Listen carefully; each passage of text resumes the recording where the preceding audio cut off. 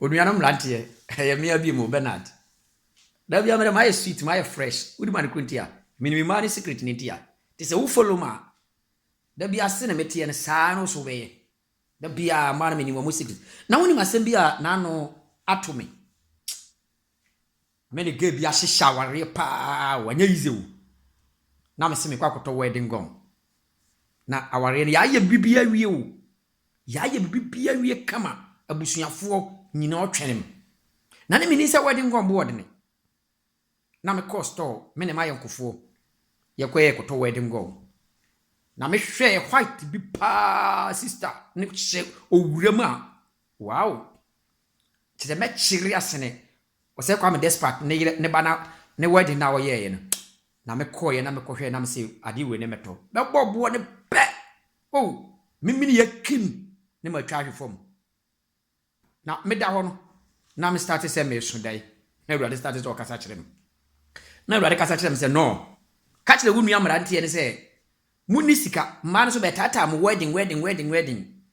nti no sika na mo wa mo ne be ye wedding no mo mfa nye wedding no wunya na foforo a fa gina ni kama da bi amani sika ne bi ni wo ne nko out na enjoy no by wo enjoy na try say wo be ne be try say mo be watu aso mo wo be miensa why wedding na wie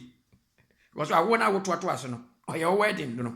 this can only nji wani wunya ne wo first wine oni na wo twumienu no na wo wine na wo twi musome no na wo wine tu wo be miensa why wedding na wie abusuafo bi ontimi mi sabo wo ka se wo jana nkura ne hambe hwe omo nti omo de nkura no se ne nsa na be eje no nti nkura no be ye nsa ma wo ni wati azie nti no munye word pa amrantie no guess ne bible say be kire ba mema mu secret da bia wate wo say da bia my sweet my fresh no why say no mama hu be secret no nti no aya mu follow me se mu follow ma mema mu secret da bia ye be wini omo why match ne ye ne omo bo me say 2021 ye wini guys no ye be fa omo so nti no mu follow me secret ne do no was we ya first one wa boatum second one akura no ye what makuru wasna boatum third one makuru ba wa boatum panyan wa break ebusuafo no wasna break yo no wa ye full wedding wose kwa me despot ba ne de ni bi wo ka ne toato aso ba one yo ni mienu mpa so wa ye full wedding abusuafo ntime nje ne da ono so ntime nkoda because okwa ha no ko wara abon wine no nti wanya nha wo nkoye wedding no what you say because kana mu odure wanya so wanya bi ti uri de wo no ne enjoy fa ne cut out and papa wa friend wa kosu ya wen mpese me du pie he ye komo na de ne nanga obuwa obo nani ba won so ne afuro bode ni ti say you know kwahye okọ no owi awie ne ba bi wa ye ofu wedding awie what you say nyame nhira mo wate